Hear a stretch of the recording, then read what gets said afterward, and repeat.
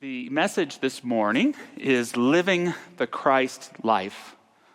Living the Christ life. And to be honest with you, in keeping the historical Jesus in mind, that does not sound like my ideal spring break.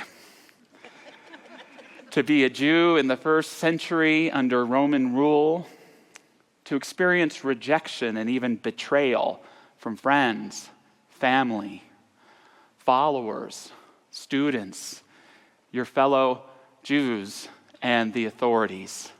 And of course, to be crucified. I don't want to have any of those experiences, and yet someone who had those experiences became the greatest spiritual teacher who ever lived. It says something about you and your resilience. And in our teaching here, we believe that Jesus fully embodied and was the Christ, and yet the Christ is so much more. The Christ is an ever-present reality, a higher consciousness, the highest way of thinking, seeing, feeling, and being, and it is available to each and every one of us. This was Jesus' essential teaching, that this material reality that all of us are experiencing is not all there is. Not that it's not real, but it's not all there is. There is more. There is another reality. And the work of the human life and of the Christ life is entwining them together. Inner and outer. The temporal and the eternal. Heaven and earth. Heaven, or the kingdom of heaven as Jesus called it, didn't refer to an afterlife, but to indeed that ever-present reality. Something that we can weave into this life. How do we enter the kingdom of heaven? Jesus says, you must be reborn of the Spirit. We must become aware of this reality we do not see and yet is more real than anything, and do the hard, laborious work of weaving an awareness of the inner and the outer, of the eternal in the temporary, of being a presence for heaven on earth. Ernest Holmes, our founder, believed that Jesus was the greatest spiritual teacher of all time, and he shares about him. Jesus worked in a different kind of laboratory. He understood a different set of laws, and because he used these laws, a power was delivered to him that has amazed the world. It is our purpose to rediscover these laws, find out how they work, and apply them for every legitimate purpose, then reap the benefit for ourselves and for others. We are all called to live the Christ life. It is not the easy life. It is the courageous life, which begins with accepting the incredible Spirit in you and making the choice to live from that Spirit. Jesus' essential teaching was about bringing heaven and earth together. The essential practice he developed and used, which was new to all of humanity at the time, he called forgiveness. Forgiveness. God, why do they make it so hard? And forgiveness for Jesus could be seen at the most basic level of no longer blaming someone for their mistakes. But for Jesus, it was really how to respond from the Spirit in the midst of the material. It was about choosing a higher way. It was about literally practicing the love of God for anyone around you.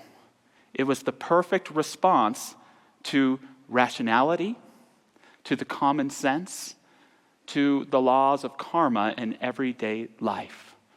If someone hits you on the cheek, he says, show them the other. Someone steals one thing from you, offer them something else. If a person arrests you and makes you go a mile with them, be willing to go 2. Now, if someone slapped you on the cheek and you hit them back, I would understand. If someone stole from you and you called the police, I get it. I'd encourage you to do just that. If you were arrested without justice or reasoning, I'd be mad too. I think Jesus would share that same perspective, but what he's pointing out is that there's a higher way, there's a greater way to respond, not with naivete, but with a powerful love, a powerful force of love that is God's Spirit and grace in action. I'd like to share with you this morning about a hero of forgiveness. This is someone who's experienced betrayals and negativity in their life. They've been discounted and at times unseen, unappreciated. They've had their hearts broken, sometimes by the same persons, again and again. And yet they continue to do everything they can to take the higher path, to practice kindness instead of divisiveness and blame, to choose love over panic or repressed shame. And that hero, I want to argue, is you. It's you. I'm going to challenge you and say that you are much more forgiving than you know you are. And that even if you're sitting in your seat today thinking, gosh, I haven't done enough to forgive so-and-so, I think the answer isn't that you haven't forgiven, you've just forgotten. You've forgotten how much work you've done on yourself. You've perhaps forgotten for all the stuff that you may be holding on to, all that you in truth have let go of through all of these years. To stay committed to that truth of the human spirit in you, choosing to live in alignment, not with spite, but with spirit. In this teaching, we love to say that it's meditation and prayer that helps us cultivate a consciousness of divinity in our lives so that we can begin to see it manifesting and expressing itself everywhere. The truth is, sometimes it's the challenges of life that break us open into living the Christ life. Sometimes forgiveness isn't even a choice. We've come to learn that living in accordance with the back and forth, the stories, the fighting, the conflicts, the inner turmoil, that we have no choice but to turn to that light, to surrender, and hopefully as a byproduct of that surrender, experience some grace by simply saying there is a reality greater than the one that I experience. We can run on spite for a long time, but in the end we realize that spirit is the only thing we can truly live an authentic life living from. Spite or spirit? Just mix a couple words around. Which one are you living from? There is a hero of unforgiveness I want to talk a little bit about today. He's my favorite comedy show is Curb Your Enthusiasm, created by the great Larry David, who also co-created Seinfeld. And his nonstop practice is spite. And I love Larry David and I love Curb Your Enthusiasm because maybe like you, he says all of the things that I think from time to time but would never dare say. But he lives from spite. And in one particular episode, he enters Mocha Joe's coffee shop, owned by Mocha Joe, and immediately starts complaining about things because he's saying whatever's on his mind. So he orders a scone, and it's kind of soft. Mocha Joe, this is more like a muffin than a scone. And you can see Mocha Joe get annoyed. He sits down at his table, and it's wobbly. Mocha Joe, you can't have a successful coffee shop with a wobbly table. Mocha Joe's still annoyed, and then finally, the coffee is not warm enough for Larry. And he complains to Mocha Joe, who insists it's hot enough, and Larry puts his nose right into the coffee to prove otherwise. And Mocha Joe is so upset that he throws him out of the shop. Get out of my store. And Larry does what any of us would do, left with the means to be able to do so. He sees that the shop area right next door is available, and he begins the hard work of opening Latte Larry's, a pure 100% spite shop. We have a picture of Latte Larry's here, a hot cup of spite. Now, Larry David plays himself, but he's a character, and the truth is that our spite will eventually burn us out. Anyone here ever make a choice out of spite? Anyone here ever have a spite relationship? Anyone here ever take a spite job? Buy a spite car? Some of us are living spite lives. There's something attractive about spite. There's something that kind of tells us that we can feel better if we're practicing that blame and living out of a place of spite. But eventually it breaks away, and all that we're left with is that spirit of generosity, that spirit of forgiveness, that spirit that too many of ourselves have buried our true selves so deep that we lose touch with it. We begin to think it's fantastical, that spite is the only way. But there is a greater spirit and a greater reality that we can choose that allows us to live the Christ life. I want to share with you 3 unique ways of living the Christ life, and 3 powerful, unique individuals who, in my opinion, embodied the Christ life. And the first thing that I want to share for living the Christ life is to let God love you. Let God love you, or let God love through you. Unforgiveness isn't keeping love from anyone else. It's keeping the love of God out of your own heart. When we get in spite and we get in blame, we're keeping that love of God out of our own heart. When the truth is that divine reality is all around us. Brother Lawrence, a great French Catholic monk of the 17th century, he coined an incredible term. He called it practicing the presence of God. Practicing the presence of God. Think about that for a moment, what that means to you, to practice the presence of God. For me, it is to be in reverence of the sacred in any activity that I'm engaged in. Moving of the hand, thinking of divine qualities, moving through sacred memories, just basking and beholding nature from the point of view of the divine. This is what practicing the presence of God means to me. And for Brother Lawrence, he had a powerful experience because I think he was associating God with his prayer work and with the church. But he had an experience that helped him to realize that the divine is everywhere. He shared, "In the winter, I saw a tree stripped of its leaves, and I knew that within a little time the leaves would be renewed, and that afterwards the flowers and the fruit would appear. From this I received a high view of the power and providence of God, which has never since departed from my soul. The view I grasped that day set me completely loose from the world and kindled in me such a love for God that I cannot tell whether it has increased during the more than 40 years since that time." Another basic way of practicing the presence of God is just being aware of what you would consider the divine qualities. That when you practice kindness, you're practicing the presence of God. When you practice generosity, you're practicing the presence of God. When you're practicing love, you're practicing the love of God.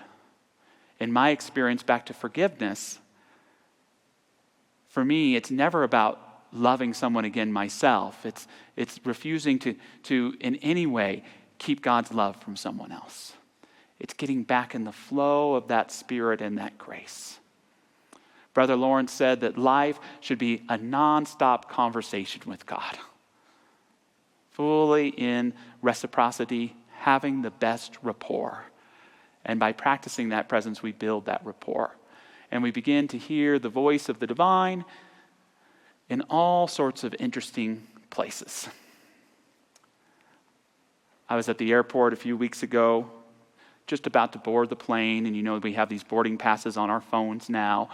And I'm stewing. I'm going through some challenges, and I'm doing what most of us do when we're facing challenges. What did I do to make this happen? What could I have done to make this not happen? How am I to blame for this experience that I'm walking through? Oh, I'm the only one, huh? And I get up to the stewardess who's boarding the plane, and my boarding pass isn't scanning. She continues to do, and I say, I'm so sorry. Let me try to do that thing with my fingers that only works when you're not trying to do it to get it to blow up. And she whispers to me. She whispers, "It's not you. It's not you. It's just the glare of the sun rising through the window." And I said, "Bless your heart." And I got on the plane, and although I haven't fully embodied the message, I heard it. I heard it. What a painful thing to recognize how much we may be missing out on the voice of the sacred in our lives.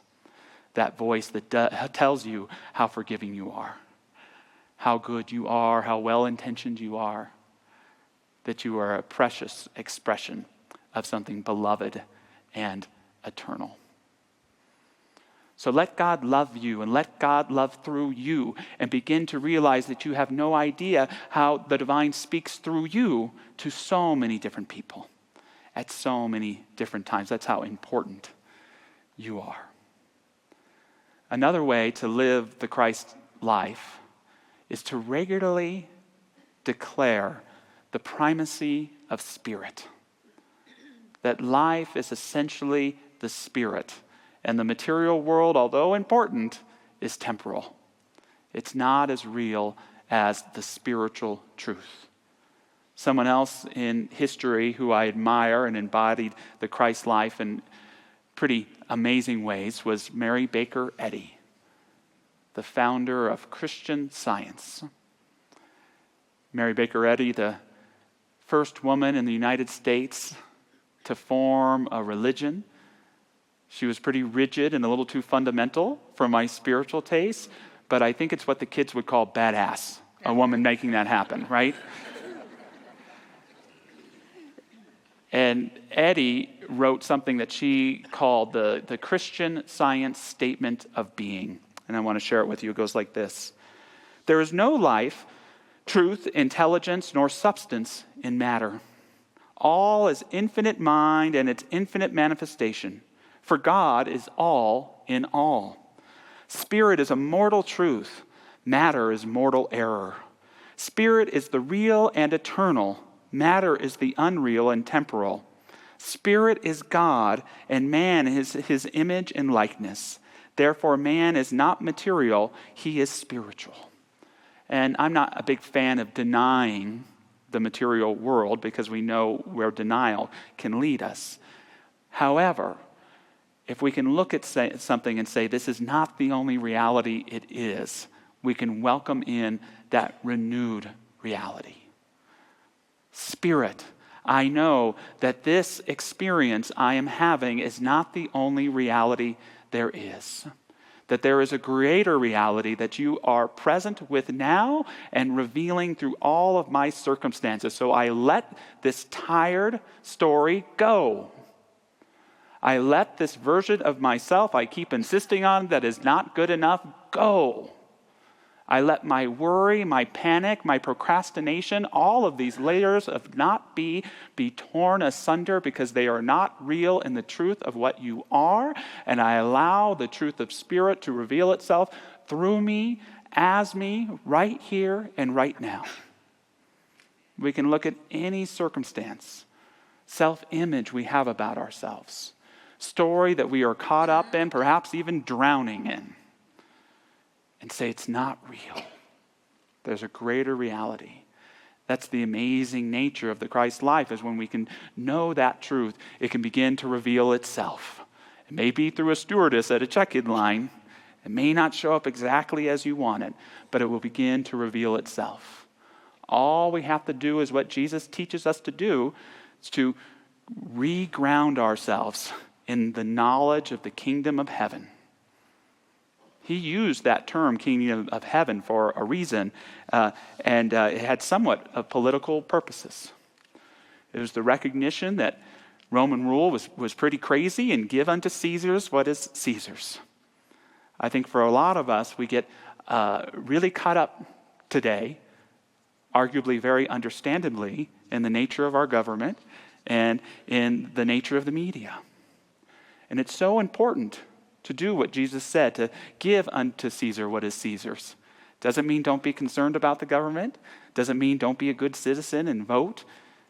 But don't allow yourself to be possessed by what you may view as chaos or uncertainty or whatever it is going on around you. Pay attention to it, respond to it, as I'll be talking about someone who did that in the next talking point, but ground yourself in that spiritual reality, because that other one is only going to lead you into panic and spite and to not bringing forth that consciousness that you want to see in the world and all around you. Remember that primacy of spirit. And lastly, keep your light burning. Your light is the most precious thing about you. It speaks in silent moments. It shows up in times where courage is called for. It is the thing that people admire and cherish about you the most. Do not hide it. Do not cover it up. Do not be ashamed of it. Bring it forth again and again, no matter what you fear the consequences or the judgment may be. And that light will make you proud because you'll be able to see it shining all around you. In the Gospel of Matthew, we read, "You are the light of the world.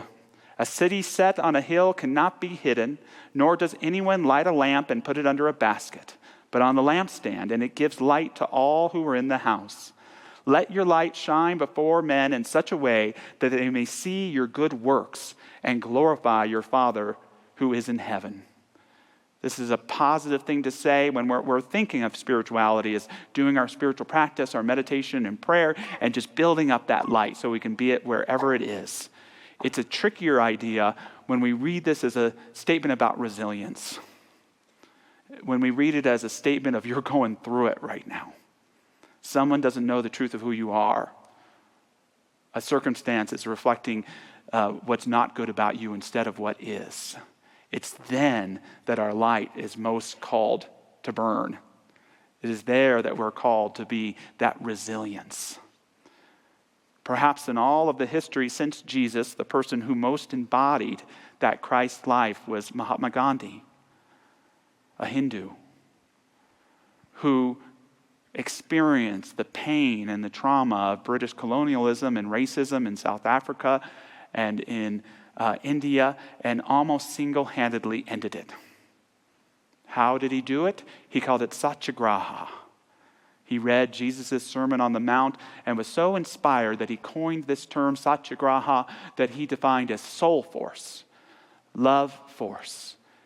And it's pretty cool to think of satyagraha as something that we can cultivate in our morning spiritual practice and bring throughout our day, but it's particularly challenging when someone isn't seeing the truth of who you are, isn't respecting your dignity as a human being, isn't holding a grander truth for you.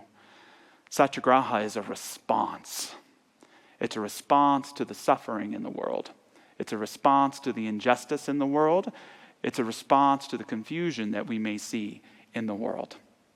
Gandhi says of it, "Satyagraha is gentle. It never wounds. It must not be the result of anger or malice. It is never fussy, never impatient, never vociferous. It is the direct opposite of compulsion. It was conceived as a complete substitute for violence." It may not be showing up in a physical way, but somewhere, I'm going to guess, in your exterior reality or maybe in your psyche, there's some sort of conflict presenting itself. It may have to do with self-image. It may have to do with someone else's behavior. It may be a challenge that you're trying to look right in the eye. What does it mean to respond to that, not with the energy it's giving you, but to indeed take that energy in and transmute it into the way of the Spirit, into the way of love, into the way of the Christ?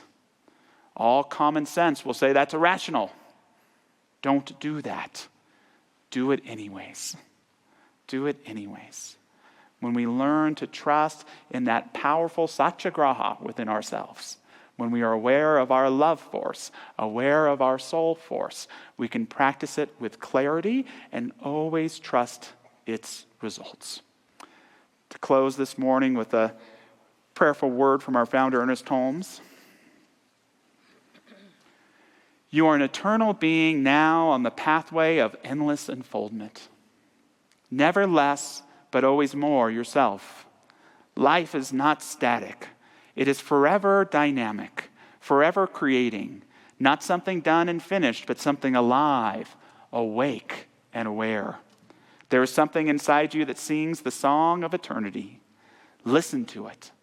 There is an eternal springtime of your soul.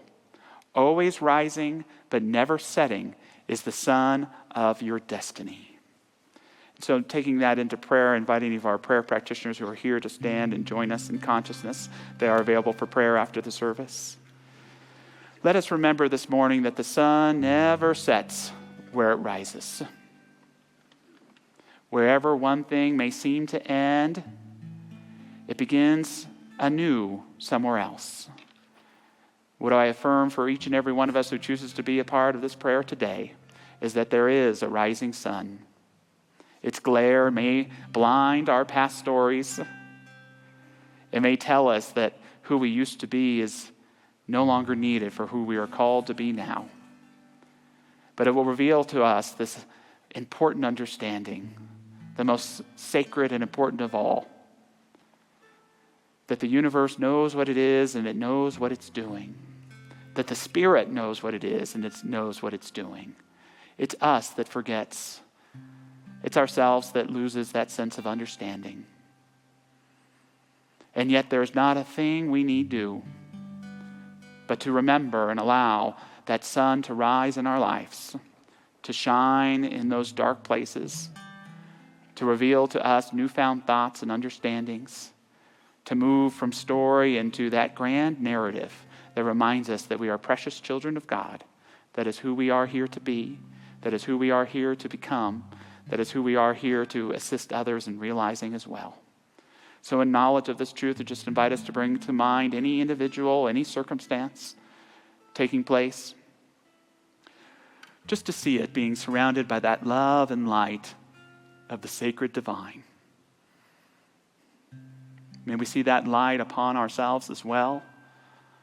Whether we know what we're asking for prayer for today or not, we allow that light to know what it is and know what it's doing to bring forth a new spring of life and of love. Accepting this sacred truth, we embrace, we answer the call of the sacred honor to be the truth of who we are the best we can in all things, in all circumstances, in all relationships. We allow that creative authenticity to bring forth those new miracles, that new spring that our life is now open to in profound and wonderful ways. And so it is. Amen.